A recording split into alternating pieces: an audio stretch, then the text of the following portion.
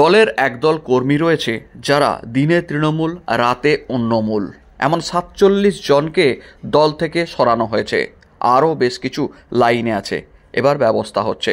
রাজ্য সরকারি কর্মচারী ফেডারেশনের একটি কর্মসূচিতে গিয়ে শনিবার দুপুরে এমন জানিয়ে দিলেন পরিষ্কারভাবে তৃণমূলের জেলা সভাপতি তথা মেদিনীপুরের বিধায়ক সুজয় হাজরা। উল্লেখ করা যায়, মেদিনীপুর বিধানসভা উপনির্বাচনে সম্প্রতি যে ভোট হয়েছে তাতে দলের কাছে একটা চিত্র পরিষ্কার হয়েছে যে অনেকেই সরকারি কর্মচারী ফেডারেশন করলেও সরকারি কর্মচারীদের একটা বড় অংশ তৃণমূলের পক্ষে ভোট দেয়নি। সেক্ষেত্রে তৃণমূলের জেলা সভাপতি সুজয় হাজরা এদিন বক্তব্যে জানান, অনেকেই মনে করেছেন বিরোধীরা যে আস্ফালন করেছিল কলকাতা সহ বিভিন্ন এলাকাতে, তাতে ভেবেই নিয়েছিলেন বোধহয় শাসক দলে আর তৃণমূল থাকবে না, তাই তারাও ধীরে ধীরে অন্যদিকে মুখ বা মোড় ঘোরাতে শুরু করেছিলেন। আর তাতেই দলের এই পরিস্থিতি হয়েছিল। তবে পরিস্থিতি মানুষ বুঝে ভোট দিয়েছে, তাই এই ধরনের কর্মীদের চিহ্নিত করে কড়া ব্যবস্থা যে নেওয়া হচ্ছে শীঘ্রই, তা তিনি এদিন জানিয়ে দিলেন পরিষ্কারভাবে তৃণমূলের জেলা সভাপতি সুজয় হাজরা। সবাইকে নমস্কার। বিষয়টা হচ্ছে যে আমার হচ্ছে যে টাইমের কিন্তু কোনো সময়তে 10টা বলে 10টায় আসি, 11টা বলে 11। টাইমটা মেনটেন করতে হবে সবাইকে। আপনাদের এখানে টাইমটা 10টায় ছিল, তো আপনারা 10টার সময় রেডি হতে পারেন। ওখানে যারা টাইম দেওয়া ছিল 11টার সময় এনায়েতপুর, বুঝতেই পারছেন যে এখান থেকে এনায়েতপুর 20 কিলোমিটার রাস্তা। তো স্বভাবতই সে আমাকে শীতলদা ফোন করেছিল, আমি বললাম যে এনায়েতপুরের খেলাটা উদ্বোধন করে দিই, তারপরে আমি ফেরার পথে এখানটা হয়ে যাবো, কারণ রাঙামাটিতে আর একটা খেলা আছে। তারপর আমাদের মোহনানন্দ বিদ্যা মন্দিরে, কারণ আমি মোহনানন্দ ব্রহ্মচারীর যেহেতু শিষ্য, ওখানে একটা প্রোগ্রাম আছে স্কুলে।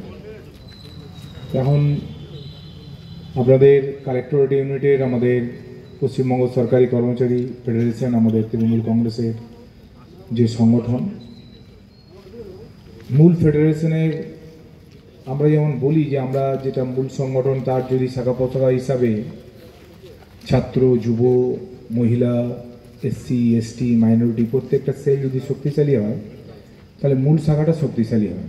ঠিক একইভাবে আমাদের পশ্চিমবঙ্গ সরকারি কর্মচারী পশ্চিম মেদিনীপুর যে জেলা শাখা, তার অঙ্গ প্রত্যঙ্গ হিসাবে আপনাদের বিভিন্ন যে ইউনিটগুলো, এখন পর্যন্ত আমাদের জেলাতে প্রায় 32টা ইউনিট খোলা হয়েছে। সেগুলো যদি শক্তিশালী হতে পারে, তাহলে মূল যে ফেডারেশনটা সেটাই শক্তিশালী হবে। তো আমাদের আস্তে আস্তে কালেক্টরেট ইউনিটে এক সময়তে এখানে স্বভাবতই যেহেতু 34 বছর ক্ষমতায় ছিল, ফলে তাদের একদম অঙ্কুরে অঙ্কুরে তাদের যে সংগঠনের বিস্তার, সেটাকে ভাঙতে একটু সময় লাগছে। অনেকেই বিভিন্ন সময়তে আমাদের তৃণমূলের সরকারি কর্মচারী সংগঠনের বিভিন্ন সময়তে সংগঠনের প্রকৃত রূপটা দেওয়ার ক্ষেত্রে সমস্যা ছিল। তখন অনেকেই এসেছেন, আবার অনেকেই চলে গিয়েছেন, আবার অনেকেই আমাদের ফেডারেশনের সঙ্গে যুক্ত হয়েছিল। পরে 19 সালের পরে অনেকে আবার ডালগাছে উঠে গেছিল। মানে ডালগাছে মানে শুধু ফেডারেশন বললে ভুল হবে, আমাদের দলেরও অনেক লোক ডালগাছে উঠে গিয়েছিল, কারণ মনের মধ্যে ধারণা চলে এসেছিল হয়তো 21 সালে সরকারের পরিবর্তন হয়ে যাবে, মামাটি মানুষের নেত্রী তিনি ক্ষমতা থেকে চলে যাবেন। কিন্তু যারা প্রকৃতভাবেই আমাদের দলকে ভালোবাসেন, তাদের প্রত্যেকের দায়িত্ব কর্তব্য হচ্ছে দলের সুসময়ে যেমন থাকতে হবে, তখন দলের অসময়ে, দলের বিপদের সময়তেও দলের পাশে থাকতে হবে। আরজিকর একটা ঘটনা হলো, একটা লোকসভা নির্বাচনে এত ভালো রেজাল্টের পরে, আরজিকরের পরে আবার দেখলাম কিছু লোক সেই একই পদ্ধতিতে কলকাতায় কারা বলে দিল মানুষের গণতান্ত্রিক সংসদীয় গণতন্ত্রে নির্বাচনের মধ্য দিয়ে তারা শূন্য পেয়েছে, তারা বলে দিল ঢাকসহ ঢাকি গঙ্গার জলে ডুবিয়ে দেবো। আর আমাদের লোকগুলো সত্যি সত্যি কিছু লোক ভেবে ফেললো সত্যি হয়তো ঢাক আর ঢাকি দুটোই গঙ্গার জলে কিছুদিন পরে ডুবিয়ে দেবে, আমরা সরে পড়ি। এটা কিন্তু কারোরই করা যাবে না।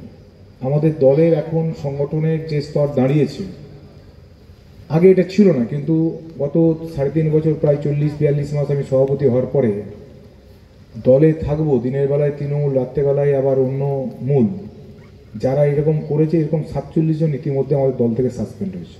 আরও কিছু আমাদের তালিকা তৈরি হয়েছে, লাইনে আছে, তাদেরকেও আমরা ধাপে ধাপে দল থেকে বিতাড়িত করব। এটা আমাদের মূল সংগঠন, মানে এটার সঙ্গে ফেডারেশনের কোনো সম্পর্ক নেই।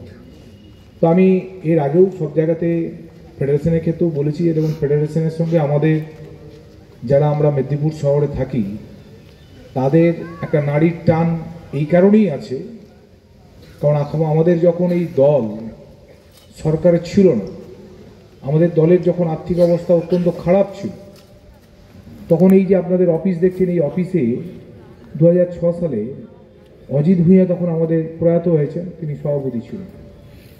আমাদের দল কিভাবে পরিচালিত হবে, কিভাবে দলকে সহযোগিতা পাবে এই ফেডারেশন থেকে, এই অফিসে বসে আমরা মিটিং করে গেছি 2006 সাল। আবার 2001 সাল হাজার হাজার মানুষ ঘর ছাড়া কেশপুরে, তাদেরকে আশ্রয় দেবে কে, তাদের খরচ বহন করবে কে, তখনও কিন্তু ফেডারেশনের লোকেরাই আমাদের পাশে থেকেছে। তো ফলে যারা আমাদের ইতিহাস জানে না তাদের কথা ছেড়ে দেন, কিন্তু যারা আমরা 98 সাল থেকে বহু লড়াই, বহু সংগ্রাম, বহু রক্ত, বহু মানুষের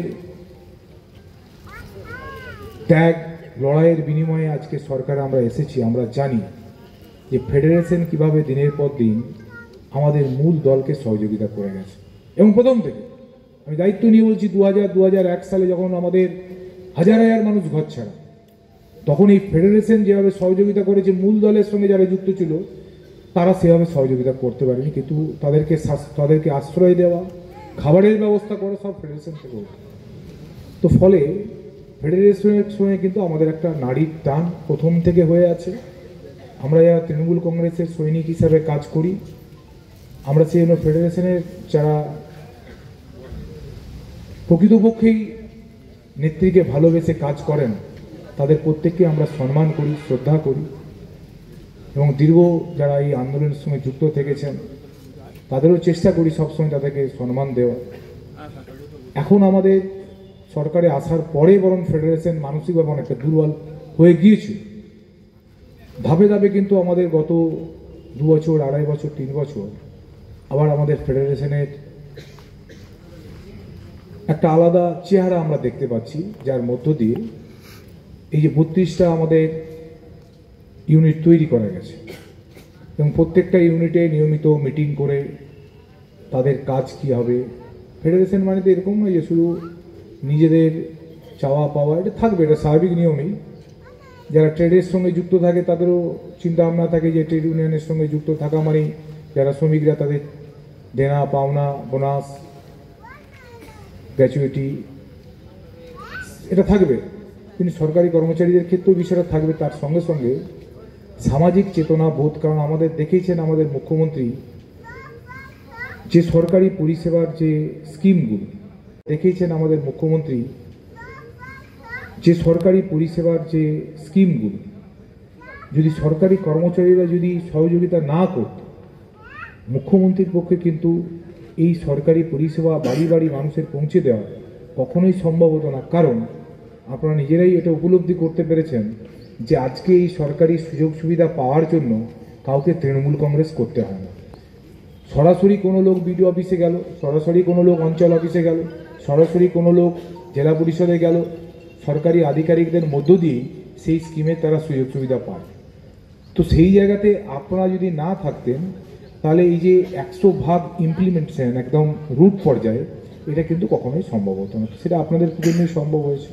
তো আমরা সেই জন্য চাই যে আপনারা সরকারের, বিশেষ করে আমাদের মাননীয় মুখ্যমন্ত্রীর যে এতগুলো স্কিম আছে, এই স্কিমগুলো যাতে একদম বাস্তবে রূপায়ণ হয়, সেক্ষেত্রে আপনাদেরকে সহযোগিতার হাত বাড়িয়ে দিতে হবে। আপনাদের যেরকম সামাজিক চিন্তা বোধ থেকে আপনারা আজকে এখানে বস্ত্র বিতরণ কর্মসূচি নিয়েছিলেন, তার জন্য আপনাদেরকে ধন্যবাদ জানাচ্ছি। আমরা শুধু এটুকুই বলবো যে আমরা যারা একদম তৃণমূলের রুট স্তর থেকে কাজ করে করে উঠে এসেছি, আমরা কিন্তু ফেডারেশনের পাশে সবসময় আছি। আমার শুধু বলা একটাই যে দলের সুসময় হোক, দলের দুঃসময় হোক, দলের বিপদ আসুক, সবাই কিন্তু জোর করে দিদির হাতটাকে ধরে রাখতে হবে। আমি এটুকু দায়িত্ব নিয়ে বলতে পারি, দেখুন তিনি তো বারবারই বলেন যে একটু আমাকে আর্থিক দিক থেকে একটু আমাকে স্বাবলম্বী হতে দেন। কেন্দ্রীয় সরকার জোর করে গত কয়েক বছরে 1,75,000 কোটি টাকা জোর করে আটকে রেখে দিয়েছে। ভাই, আমি কেন পশ্চিমবঙ্গের মানুষ আমাকে ভোট দেয়নি, কেন এখানে আমাদের সরকার আসতে পারেনি, আমি তোমাকে টাকা দেবো না। আর কোনো কারণ নেই। এত টিম এসছে, 100 দিনের কাজে 5% ত্রুটি বিচ্যুতি ধরা পড়েছে। উত্তরপ্রদেশে 35%, গুজরাটে 27%, 32% মধ্যপ্রদেশে। তারা 100 দিনের টাকা পায়, পশ্চিমবঙ্গ টাকা পায় না। আবাস যোজনার তারা টাকা পায়, পশ্চিমবঙ্গ পায় না। তারা স্কিম করেছে, তারা এসছে, তারা ঘুরছে, কিন্তু প্রতিবারে ফিরে যাচ্ছে, গিয়ে বলছে না সব ঠিকঠাক আছে, তারপরে টাকার সঙ্গে বলছে না না, মানে আমি টাকা দেবো না। বাংলার মানুষ ভোট দেয়নি কেন? বাংলার মানুষকে ভাতে মারতে হবে, পেটে মারতে হবে, টাকা দেবো না। 1,75,000 কোটি টাকা জোর করে আটকে রেখে দিয়েছে। তারপরেও আমাদের মুখ্যমন্ত্রী চেষ্টা করছেন সরকারি কর্মচারীদের পাশে থেকে যতটা সম্ভব তাদেরকে অন্যান্য সুযোগ সুবিধার মধ্য দিয়ে কিছুটা আমাদের যে ঘাটতি রয়েছে সেটা মেটানো যায়। আমি আবার আপনাদেরকে বলছি যে দিদির পাশে থাকুন, মুখ্যমন্ত্রীর পাশে থাকুন। তিনি কিন্তু অনেক মানবিক, দেখবেন সময়ে সুযোগ এলে তিনি আপনাদের যেগুলো বিষয়গুলো আছে সেগুলো ধাপে ধাপে ঠিক মিটিয়ে দেবেন। সবাইকে ধন্যবাদ।